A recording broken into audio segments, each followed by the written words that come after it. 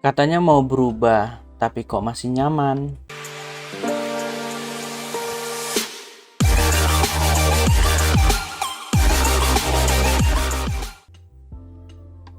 Halo pendengar Efek Pecandu, kembali lagi dengan aku yang bernama Hafiz Purbana. Hari ini, setelah selesai menulis buku harian, aku ingin bercerita mengenai sebuah peribahasa tentang sedikit demi sedikit, lama-lama menjadi bukit. Bedanya, yang aku alami justru malah hal yang tidak aku sadari berdampak hal positif untukku di kemudian hari. Berawal dari kebiasaanku yang sangat menyukai game online melalui ponsel. Awalnya, ponsel hanya digunakan untuk bertukar kabar dengan keluargaku di kampung. Dikarenakan sekolahku SMA cukup jauh dari tempat tinggal dan pekerjaan orang tua, sehingga memaksa aku ngekos tak jauh dari tempatku bersekolah. Selain untuk bertukar pesan, ponselku kugunakan untuk menonton film-film yang diproduksi oleh Hollywood. Walaupun sesekali digunakan untuk hal nakal, karena pernah digunakan untuk mencontek saat ujian berlangsung saat itu. 1 tahun lagi aku lulus dari SMA. Sebelum lulus dari SMA, pandemi sudah merajalela di kotaku, sehingga membuat sekolahku dianjurkan melakukan kegiatan belajar via daring. Aku memutuskan untuk kembali ke kampung halaman daripada mengambil kos saat pandemi menerjang kota. Ponsel yang biasanya hanya digunakan untuk menonton film dan bertukar pesan, kini ponsel lebih banyak digunakan untuk kegiatan belajar dan mengajar di sekolahku. Aku melakukan kegiatan belajar via daring sampai aku lulus SMA. Setelah lulus SMA, awalnya aku ingin langsung bekerja. Tetapi aku memiliki kebiasaan yang terjadi di saat kegiatan belajar mengajar semasa SMA. Kebiasaan yang aku anggap biasa saja pada awalnya, justru berakumulasi menjadi hal yang buruk untukku di kemudian harinya. Kegiatan buruk itu berawal dari selesai kegiatan belajar di sekolah melalui via daring.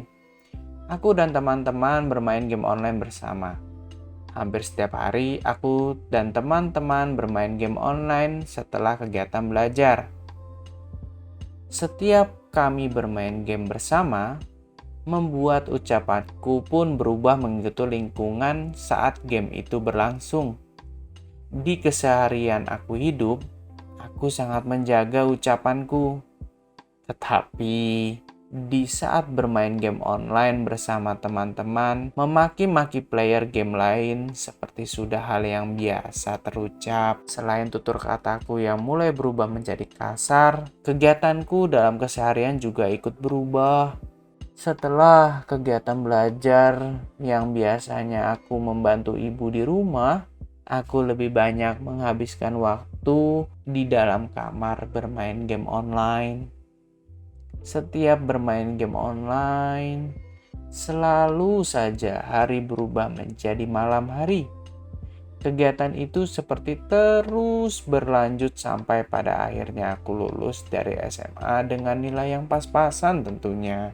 Tetapi tetap saja kebiasaan burukku dalam bermain game online terus berlangsung.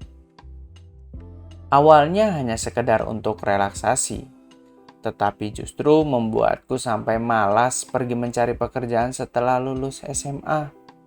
Karena pada kala itu, aku merasa lebih nyaman berada di rumah sambil bermain game online. Setahun dari kelulusanku, aku masih pengangguran. Walaupun sesekali membantu ibuku di rumah, tetapi aku masih sering bermain game online sampai larut malam. Beberapa kali orang tuaku juga memarahiku yang sering sekali bermain game online. Tetapi karena kecanduanku, aku tetap saja tidak mempedulikan hal itu. Aku bermain game hanya untuk kepuasan diri sendiri tanpa bisa menghasilkan uang seperti beberapa gamers yang ada di channel yang biasa aku tonton. Hal itu saja sudah cukup membuatku menghabiskan banyak waktu dan tenaga. Sampai suatu hari, aku menonton beberapa video dari salah satu channel tentang bagaimana cara berhenti bermain game online. Aku pun mencoba mengikuti video dari channel tersebut, tetapi tetap saja berakhir dengan kegagalan. Aku sudah mencoba juga menguninstall aplikasi game online yang biasa aku gunakan. Tak berlangsung lama, aku kembali menginstal kembali aplikasi game online itu. Salah satu channel juga berkata bahwa olahraga menjadi salah satu cara menghindari kecanduan game online. Tetapi sayangnya itu juga tidak berhasil olehku. Aku mencoba pekerjaan kasar agar sedikit mengurangi kecanduanku. Tetapi sekali lagi, hal itu juga kurang berdampak untukku. Akhirnya, demi mewujudkan keinginan aku untuk berhenti kecanduan akan game online, aku berpikir mengerjakan hal kecil terlebih dahulu, yaitu menghilangkan akses kepada game online tersebut. Aku mengawalinya dengan menjual ponselku sendiri. Walaupun sempat dimarahi oleh ayahku karena menjual ponsel pemberiannya, tetapi entah mengapa ayahku seperti memahami keinginanku untuk berhenti kecanduan game online. Hal yang terlihat konyol atau tak terpikirkan oleh orang lain itu semakin hari semakin memberikan hasil yang cukup baik. Seminggu setelah ponselku terjual, jujur saja, aku merasakan hal yang sangat tidak mengenakan. Biasa mendapat kesenangan dari game online ataupun memaki-maki player lain, sekarang sudah tidak kudapatkan lagi. Walaupun sesekali aku masih meminjam ponsel ibuku untuk bermain game online secara diam-diam, pada akhirnya aku bermain game online kembali di ponsel milik ibuku. Namun, bedanya adalah tidak terlalu lama ataupun mengakibatkan kecanduan kembali. Karena ibuku akan sangat marah jika aku terlalu lama memainkan ponsel miliknya. Selain ponsel milik ibuku, aku juga menginstal aplikasi game online di ponsel milik ayahku. Tujuannya tetap sama, agar aku masih bisa bermain game online. Jika menggunakan ponsel milik ibuku untuk bermain game online, aku mendapat ceramah darinya. Lain halnya saat menggunakan ponsel milik ayahku untuk bermain game online. Aku mendapatkan salam cinta dari ayahku dengan bogem mentahnya.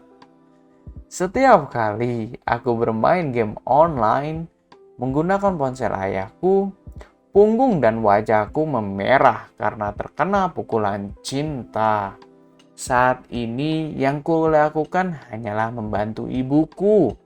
Sesekali aku pun melakukan apa yang ibuku lakukan di rumah. Setiap kali disuruh oleh ibuku untuk pergi ke toko langganan, ibuku untuk membeli persediaan di warung. 6 bulan sudah dari aku menjual ponselku akan kecanduan game online yang berawal dari rasa nyaman akibat bermain game online bersama teman-teman, sehingga saat ingin berubah dari kebiasaan lama, banyak sekali yang harus dilawan. Berada di zona nyaman itu sangatlah bagus, karena mencari zona nyaman itu juga sangatlah sulit. Tetapi berada di zona nyaman yang merugikan itu juga sangat tidak bagus karena akan merusak di kemudian hari. Seperti kecanduanku akan game online. Terima kasih sudah mau mendengarkan cerita efek pecandu sampai akhir. Jangan lupa kunjungi semua sosial media yang kami miliki. Sampai ketemu lagi di konten selanjutnya. Bye-bye.